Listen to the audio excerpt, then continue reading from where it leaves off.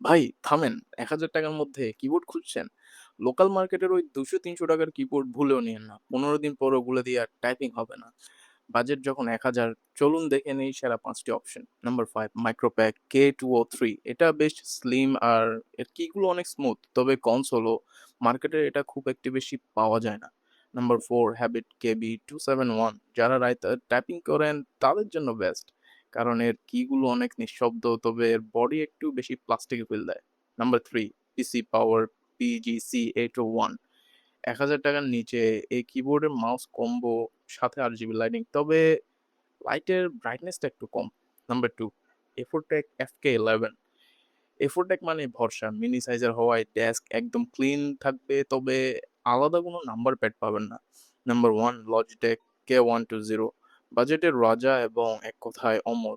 জল মিষ্টি পড়লেও কিচ্ছু হবে না। তবু লুকটা একটু ওল্ড স্কুল।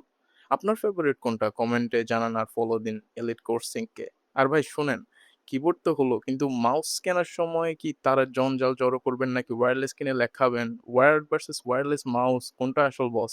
জানতে চাইলে চোখ রাখুন আমাদের নেক্সট ভিডিওতে। Thank you.